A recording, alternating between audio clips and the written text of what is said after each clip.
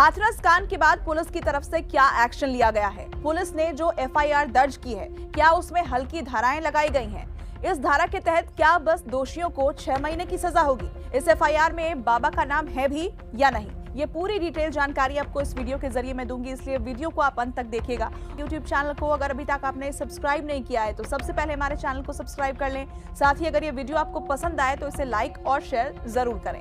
उत्तर प्रदेश के हाथरस में नारायण साकार हरि उर्फ भोले बाबा के सत्संग में भगदड़ मचने की वजह से मरने वालों की संख्या जो है वो 121 तक पहुंच चुकी है। 28 लोग घायल बताए जा रहे हैं। घटना के बाद से ही सत्संग का आयोजक बाबा फरार है और सबसे दिलचस्प बात तो यह है कि इस मामले में पुलिस ने जो एफआईआर दर्ज की है उसमें बाबा का नाम तक नहीं है।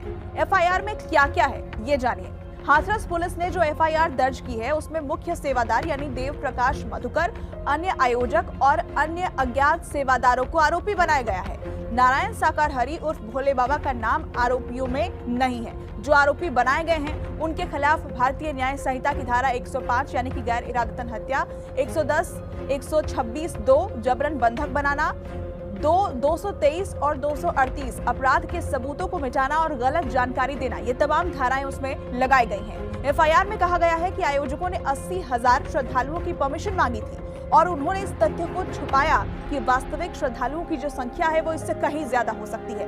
कार्यक्रम में करीब 2.5 लाख लोगों की भीड़ जुट गई थी। जीटी रोड पर ट्रैफिक ब्लॉक हो चुका था। सत्संग के बाद करीब 2 बजे जब भोले बाबा जाने लगे तो भीड़ उनकी कार के पीछे धूल लेने के लिए भागी और इसके बाद वहां भगदड़ मच गई। एफआईआर की धारा पर अब सवाल उठ रहे हैं। सवाल क्यों, इसे सुनिए। सुप्रीम कोर्ट के एडवोकेट आदर्श तिवारी से बातचीत में उन्होंने बताया है कि पुलिस की एफआईआर में धारा 105 और 110 लगाई गई है। पहले आईपीसी में 105 की जगह 304 यानी गैर इरादतन हत्या की धारा थी। धारा 105 में कहा गया है कि हत्या का इरादा यानी इंटेंशन होना चाहिए, पर हाथरस के मामले में हत्या का इरादा नजर नहीं आता है, इसलिए ये धारा लागू ही नहीं होगी। पहली नजर में किसी को न तो मारने का इंटेंशन नजर आता है और न ही नॉलेज है।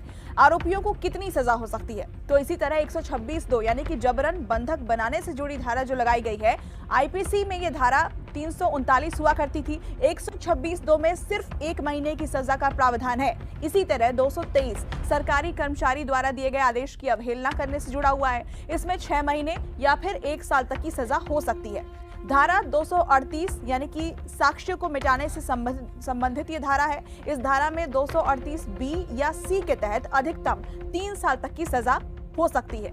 तो बाबा के खिलाफ क्या कार्रवाई होगी? आयोजक तो वही थे जो कि अब फरार चल रहे हैं। एडवोकेट आदर्श तिवारी ने बताया है कि बीएनएस में धारा 106 है जिसमें लापरवाही के चलते मृत्यु से जुड़े प्रावधान है। इस धारा में कहा गया है कि अगर आरोपी की लापरवाही के चलते किसी की जान जाती है तो उसे 5 साल तक की सजा हो सकती है। अब चूंकि पुलिस खुद अपनी एफआईआर में लापरवाही की बात कह रही है तो यह संभव है कि आगे ये धारा इसमें ऐड हो जाए, जोड़ दी जाए। अगर मामला कोर्ट में जाता है तो धारा 105 और 106 जो है वो परिवर्तित हो सकता है। कोर्ट इस धारा में बाबा को आरोपी बना सकती है। अभी तक बाबा का नाम नहीं है क्योंकि एफआईआर के मुताबिक जब भीड़ उनकी कार के पीछे धूल उठाने भागी और वहां भगदड़ मची तब उन्हें इसका संज्ञान था, उन्हें जानकारी थी। उन्हें तुरंत रुककर अपने भक्तों को वहां रोकना चाहिए था। ये लापरवाही के दायरे में ही आता है। तो सवाल ये कि अगर बाबा का नाम आरोपी के तौर पे उसमें ऐड होता है तो सजा कितनी मिल सकती है? तो पुराने आईपीसी में 106 की जगह 304(a) हुआ करती थी जिसमें सिर्फ 2 साल की सजा थी और अब भारतीय न्याय संहिता की धारा 106 में 5 साल की सजा का प्रावधान कर दिया गया है। अगर बाबा के खिलाफ 106 के तहत आरोप साबित होते हैं तो उन्हें 5 साल की सजा जो है वो मिल सकती है। लेकिन इस वक्त सबसे बड़ा सवाल तो यही है कि आखिर जो बाबा फरार है, जिसने इतना बड़ा आयोजन किया, जिसने श्रद्धालुओं की संख्या कितनी ज्यादा जा सकती है इसके बारे में जानकारी छुपाई गई प्रशासन से, वो बाबा इस वक्त फरार कहां है और वो पुलिस की गिरफ्त में कब आएगा? यदि हमारी खबरों में किसी प्रकार के सुधार या सुझाव की जरूरत है या फिर एनडी न्यूज का संवाददाता बनना है, हमारे ऑफिशियल व्हाट्सएप नंबर 9696119696 या फिर 9559111155 पर तुरंत अपना CV सेंड करें ताकि हमारी टीम आपसे जल्द संपर्क कर सके। यदि इस वीडियो को आप फेसबुक पर देख रहे हैं तो लाइक, कमेंट, शेयर करना ना भूलें। यदि यूट्यूब पर देख रहे हैं तो हमारे चैनल एनडी न्यूज को तुरंत सब्सक्राइब करें। आप देख रहे हैं एनडी न्यूज डेस्क की रिपोर्ट।